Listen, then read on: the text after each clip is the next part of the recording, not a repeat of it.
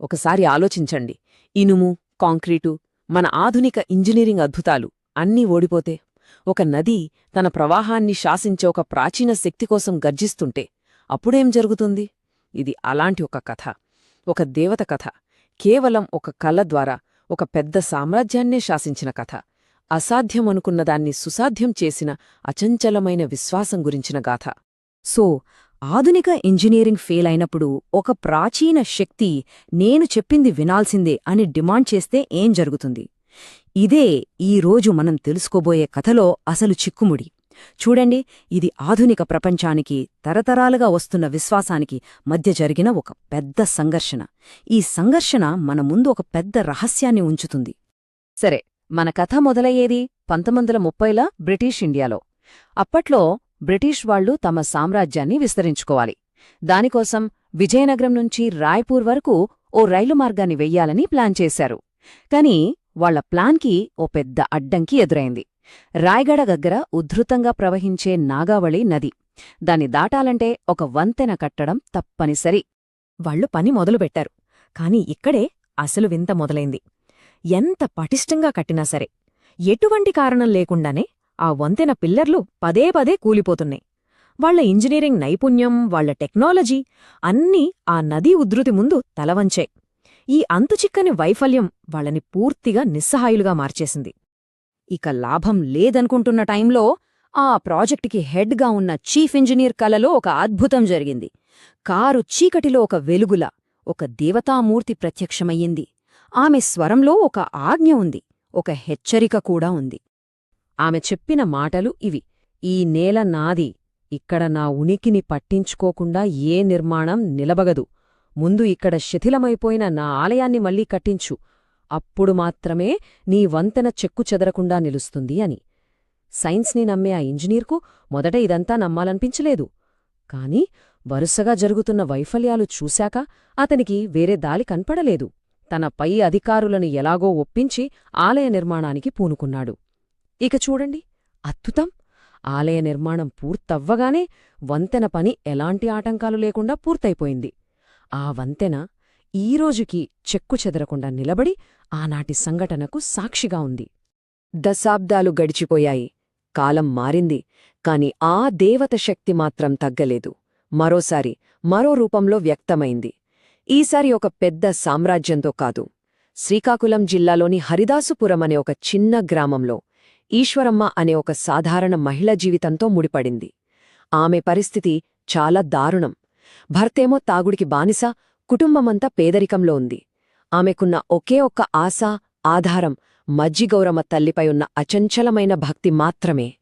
అలాంటి పరిస్థితుల్లో ఒకరోజు రాత్రి ఆ దేవత మళ్లీ కలలోకొచ్చింది. ఈసారి ఈశ్వరమ్మ కలలో, నీ భర్త ఆయుష్షు ఇక లేదు, 10 రోజుల్లో చనిపోతాడు, వెంటినే నీ పుట్టింటికి వెళ్ళిపో అని చాలా తీవ్రంగా హెచ్చరించింది. ఆ కలతో ఉలిక్కిపడి లేచిన ఆమె భయంతో వణికిపోయింది. అయినా సరే అమ్మవారి మాటమీద నమ్మకంతో ప్రయాణానికి సిద్ధమైంది. అంతలా శాసించేంత శక్తివంతమైన ఈ దేవత అసలు ఎవరు? ఆమె మూలాలు ఎక్కడున్నాయి? చరిత్రను వెనక్కి తిప్పి చూస్తే మనకు 2 కథలు వినిపిస్తాయి. మొదటిది చారిత్రక కథనం. దాదాపు 14వ శతాబ్దంలో సూర్యవంశ గజపతిరాజు విశ్వనాథ్ దేవ్ రాయగడలో ఒక పెద్ద కోట కట్టించి తన ఇష్టదైవాన్ని ఆ కోటకి సరిగ్గా మధ్యలో ఉండే గదిలో ప్రతిష్ఠించాడు. స్థానిక భాషలో మజీ అంటే మధ్య, ఘర్ అంటే ఇల్లు. అందుకే ఆమెకు మా మజిఘర్యాణి అంటే మధ్యగదిలో వెలసిన దేవత అని పేరొచ్చింది. కాలక్రమేణా ఆ పేరే మజ్జిగౌరమ్మగా మారింది. కాని ఇంకో కథ కూడా ఉంది, జానపద కథనం. దాని ప్రకారం ఆమె మానవ తల్లిదండ్రులకు పుట్టిన గౌరమ్మ అనే ఒక అమ్మాయి యుక్త వయస్సులో పెళ్లిన నిరాకరించి తన శరీరాన్ని ఆ దివ్య విగ్రహంలో ఐక్యం చేసుకుని దేవతగా మారిపోయిందని అంటారు. అయితే ఆ రాజ్య వైభవం ఎక్కువ కాలం నిలవలేదు. 1538లో గోల్కొండ సైన్యాలు రాయగడపై దండెత్తాయి. ఆ భీకరమైన యుద్ధంలో రాజు విశ్వనాథ్ దేవ్ వీరమరణం పొందాడు. రాజు చనిపోవటంతో ఆ రాజ్యం అనాథ అయిపోయింది. భర్త మరణాన్ని తట్టుకోలేని ఆయన 108 మంది రాణులు అగ్నిప్రవేశం చేసి ఆత్మార్పణ చేసుకున్నారు. వాళ్లు అగ్నిలో దూకిన ఆ ప్రదేశం ఈనాటికి ఆ ఆలయం పక్కనే సతీకుండంగా పిలువబడుతోంది. ఆ తర్వాత కోట శిథిలమైపోయింది. ఆలయాన్ని పట్టించుకునేవాళ్లే లేరు. అలా శతాబ్దాలపాటు ఆ దేవత వైభవం మొత్తం మరుగున పడిపోయింది. ఇంత ఉగ్రమైన విషాదకరమైన చరిత్ర ఉన్న దేవతను భక్తులు ఎందుకంత తీవ్రంగా ఆరాధిస్తారు? దీనికి సమాధానం మొక్కు లేదా మొక్కుబడి అనే ఒక పవిత్రమైన ప్రమాణంలో ఉంది. అసలు మొక్కు అంటే ఏంటి? అది దైవంతో చేసుకునే ఒక ఒప్పందం లాంటిది.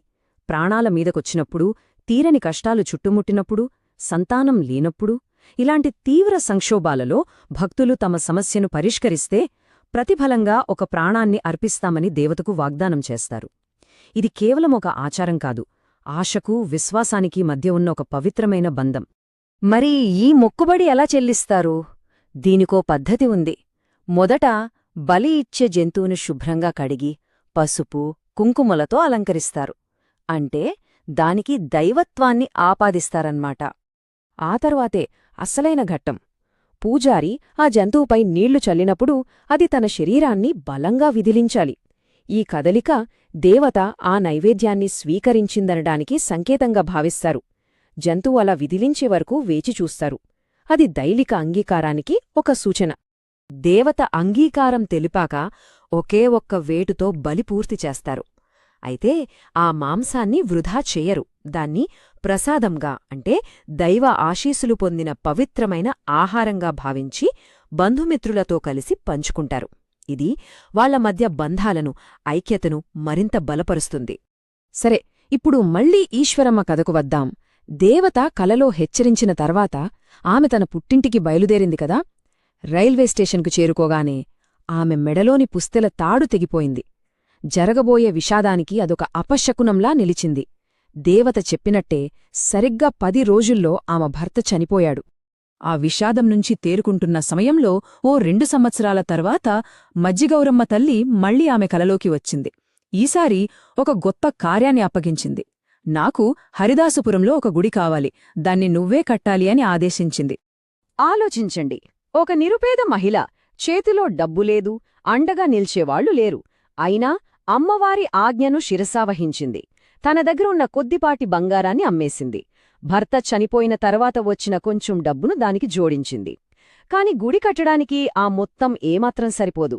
దాంతో ఆమె కుమార్తె ఒక ఆటోను అద్దెకు తీసుకుని ఊరూరా తిరుగుతూ గుడి నిర్మాణం కోసం విరాళాలు సేకరించడం మొదలుపెట్టారు. వాళ్ల కష్టాన్ని, వాళ్ల భక్తిని చూసి నెమ్మదిగా గ్రామస్తులు కూడా సహాయం చేయడం మొదలుపెట్టారు.